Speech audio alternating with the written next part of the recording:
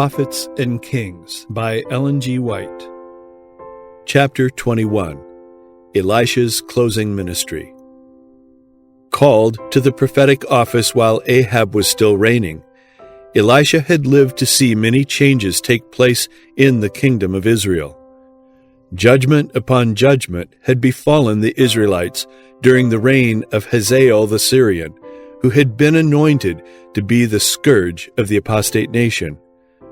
The stern measures of reform instituted by Jehu had resulted in the slaying of all the house of Ahab. In continued wars with the Syrians, Jehoahaz, Jehu's successor, had lost some of the cities lying east of the Jordan. For a time, it had seemed as if the Syrians might gain control of the entire kingdom. But the reformation begun by Elijah and carried forward by Elisha had led many to inquire after God. The altars of Baal were being forsaken, and slowly yet surely God's purpose was being fulfilled in the lives of those who chose to serve Him with all the heart. It was because of His love for erring Israel that God permitted the Syrians to scourge them. It was because of His compassion for those whose moral power was weak that He raised up Jehu to slay wicked Jezebel and all the house of Ahab. Once more, through a merciful providence, the priests of Baal and of Ashtoreth were set aside and their heathen altars thrown down. God in His wisdom foresaw that if temptation were removed, some would forsake heathenism and turn their faces heavenward, and this is why He permitted calamity after calamity to befall them. His judgments were tempered with mercy, and when His purpose was accomplished, He turned the tide in favor of those who had learned to inquire after Him. While influences for good and for evil were striving for the ascendancy, and Satan was doing all in his power to complete the ruin he had wrought during the reign of Ahab and Jezebel, Elisha continued to bear his testimony. He met with opposition, yet none could gainsay his words. Throughout the kingdom he was honored and venerated. Many came to him for counsel. While Jezebel was still living, Joram, the king of Israel, sought his advice, and once, when in Damascus, he was visited by messengers from Ben-Hadad, king of Syria, who desired to learn whether a sickness then upon him would result in death. To all, the prophet bore faithful witness in a time when, on every hand, truth was being perverted, and the great majority of the people were in open rebellion against heaven. And God never forsook His chosen messenger. On one occasion, during a Syrian invasion, the king of Syria sought to destroy Elisha because of his activity in apprising the king of Israel of the plans of the enemy. The Syrian king had taken counsel with his servants, saying, "In such a place shall be my camp." This plan was revealed by the Lord to Elisha, who sent unto the king of Israel, saying, "Beware that thou pass not such a place, for thither the Syrians are come down." And the king of Israel sent to the place which the man of God told him and warned him of, and saved himself there not once nor twice. Therefore the heart of the king of Syria was sore troubled for this thing, and he called his servants and said unto them, "Will ye not show me which of us is for the king of Israel?" And one of his servants said, "None, my lord, O king, but Elisha, the prophet that is in Israel, telleth the king of Israel the words that thou speakest in thy bedchamber." Determined to make away with the prophet, the Syrian king commanded, "Go and spy where he is, that I may send and fetch him." The prophet was in Dothan, and, learning this, the king sent thither horses and chariots and a great host, and they came by night and compassed the city about. And when the servant of the man of God was risen early and gone forth, behold, an host compassed the city, both with horses and chariots. In terror, Elisha's servant sought him with the tidings. "Alas, my master," he said, "how shall we do?" "Fear not," was the answer of the prophet, "for they that be with us are more than they that be with them."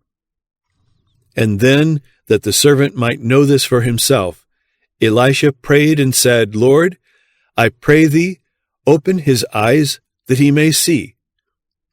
The Lord opened the eyes of the young man, and he saw, and behold, the mountain was full of horses and chariots of fire round about Elisha. Between the servant of God and the hosts of armed foemen was an encircling band of heavenly angels. They had come down in mighty power, not to destroy, not to exact homage, but to encamp round about and minister to the Lord's weak and helpless ones. When the people of God are brought into strait places, and apparently there is no escape for them, the Lord alone must be their dependence. As the company of Syrian soldiers boldly advanced, ignorant of the unseen hosts of heaven, Elisha prayed unto the Lord and said, "Smite this people, I pray thee, with blindness." And he smote them with blindness according to the word of Elisha. And Elisha said unto them, "This is not the way, neither is this the city. Follow me, and I will bring you to the man whom you seek." But he led them to Samaria. And it came to pass, when they were come into Samaria, that Elisha said, "Lord, open the eyes of these men, that they may see." And the Lord opened their eyes, and they saw, and behold, they were in the midst of Samaria. And the king of Israel said unto Elisha, when he saw them, "My father, shall I smite them? Shall I smite them?" And he answered, "Thou shalt not smite them. Wouldest thou smite those whom thou hast taken captive with thy sword and with thy bow? Set bread and water before them, that they may eat and drink, and go to their master." And he prepared great provision for them. And when they had eaten and drunk, he sent them away, and they went to their master. See 2 Kings chapter 6. For a time after this, Israel was free from the attacks of the Syrians. But later, under the energetic direction of a determined king, Hazael, the Syrian hosts surrounded Samaria and besieged it. Never had Israel been brought into so great a strait as during this siege. The sins of the fathers were indeed being visited upon the children and the children's children. The horrors of prolonged famine were driving the king of Israel to desperate measures when Elisha predicted deliverance the following day.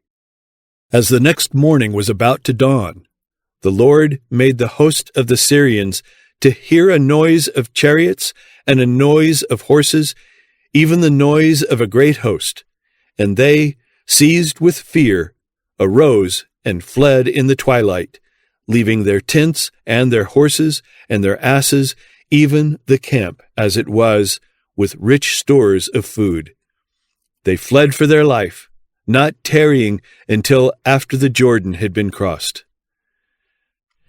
During the night of flight, 4 leprous men at the gate of the city, made desperate by hunger, had proposed to visit the Syrian camp and throw themselves upon the mercy of the besiegers, hoping thereby to arouse sympathy and obtain food. What was their astonishment when, entering the camp, they found no man there.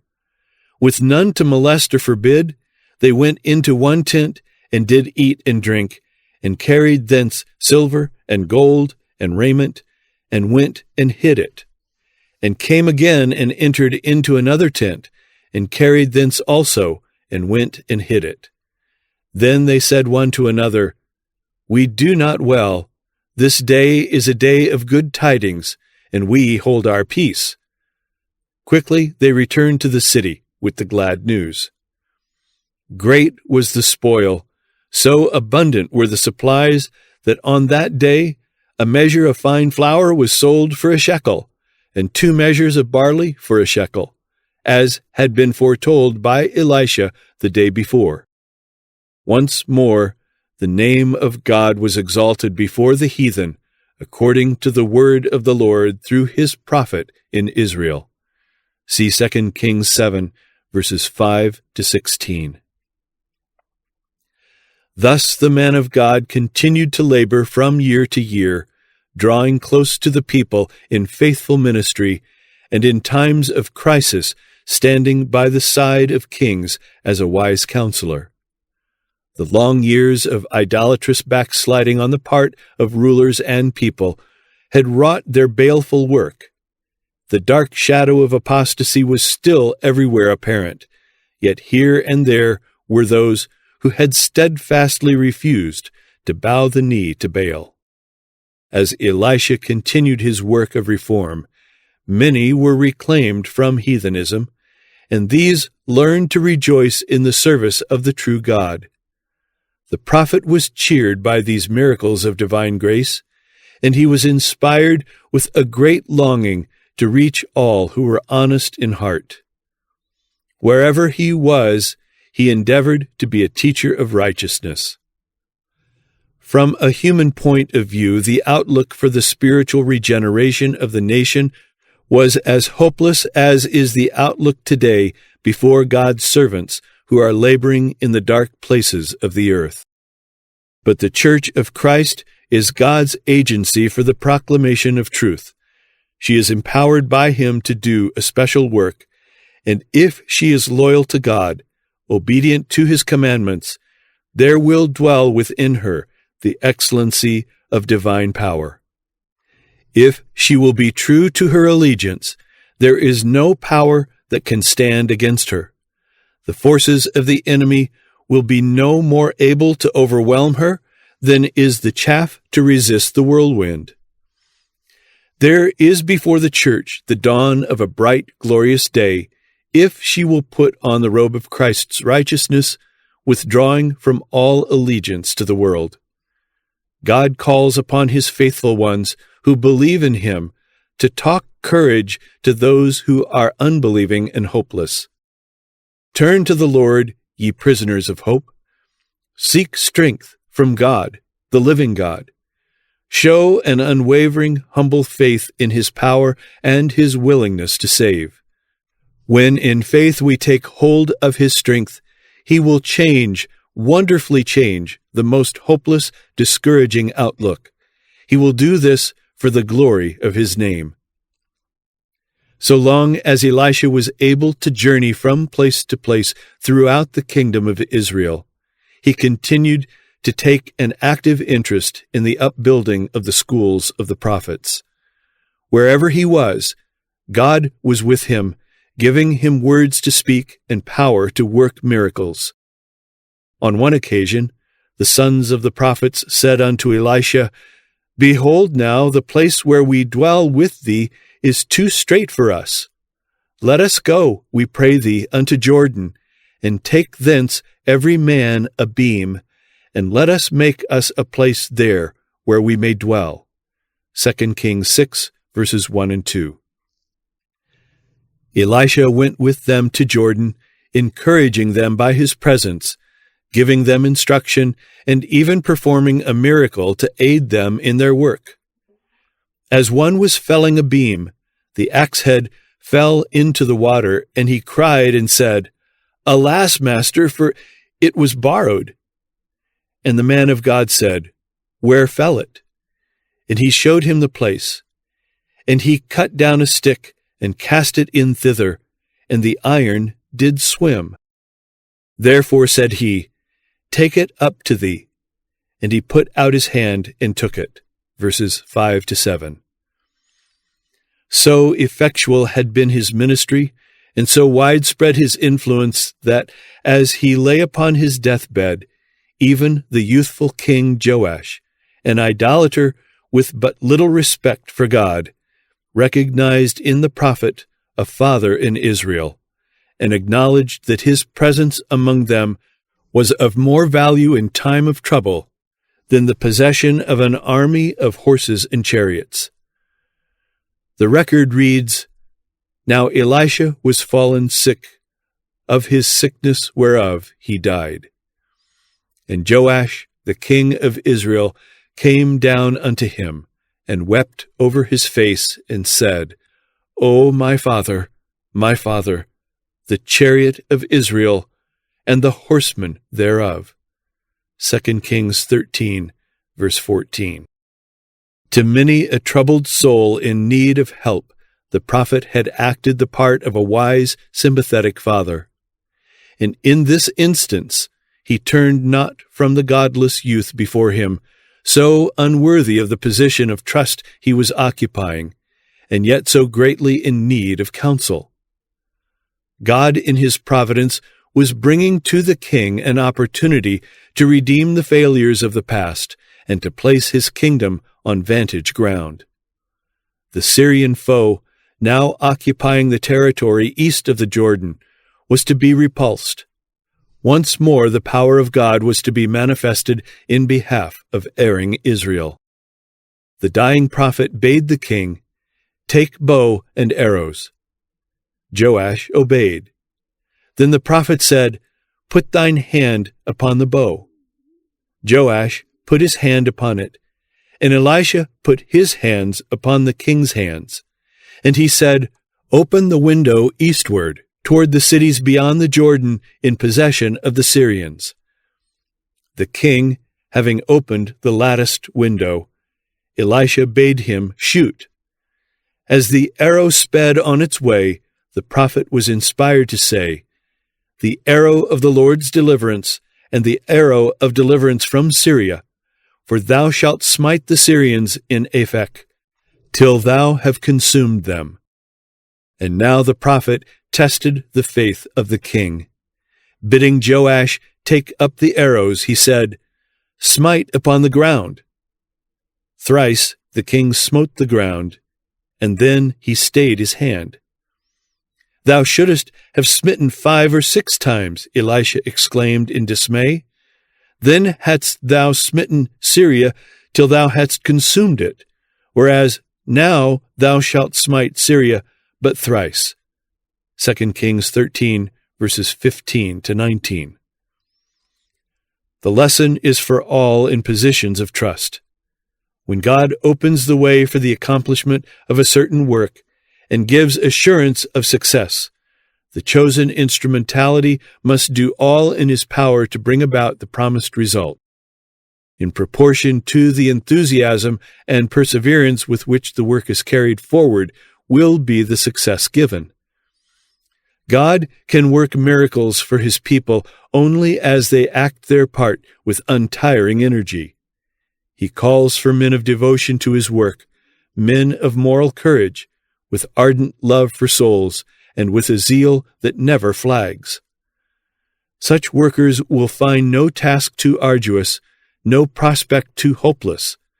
They will labor on, undaunted, until apparent defeat is turned into glorious victory. Not even prison walls, nor the martyr's stake beyond, will cause them to swerve from their purpose of laboring together with God for the upbuilding of his kingdom. With the counsel and encouragement given Joash, the work of Elisha closed. He upon whom had fallen in full measure the Spirit resting upon Elijah had proved faithful to the end. Never had he wavered. Never had he lost his trust in the power of omnipotence. Always, when the way before him seemed utterly closed, he had still advanced by faith, and God had honored his confidence and opened the way before him. It was not given Elisha to follow his master in a fiery chariot. Upon him the Lord permitted to come a lingering illness. During the long hours of human weakness and suffering, his faith laid fast hold on the promises of God, and he beheld ever about him heavenly messengers of comfort and peace. As on the heights of Dothan he had seen the encircling hosts of heaven, the fiery chariots of Israel and the horsemen thereof. So now he was conscious of the presence of sympathizing angels, and he was sustained. Throughout his life he had exercised strong faith, and as he had advanced in a knowledge of God's providences and of his merciful kindness, faith had ripened into an abiding trust in his God, and when death called him, he was ready to rest from his labors. Precious in the sight of the Lord is the death of his saints. Psalm 116, verse 15. The righteous hath hope in his death. Proverbs 14, verse 32. With the psalmist, Elisha could say in all confidence, God will redeem my soul from the power of the grave, for he shall receive me. Psalm 49, verse 15. And with rejoicing he could testify, I know that my Redeemer liveth, and that he shall stand at the latter day upon the earth. Job 19, verse 25. As for me, I will behold thy face in righteousness. I shall be satisfied when I awake with thy likeness. Psalm 17, verse 15.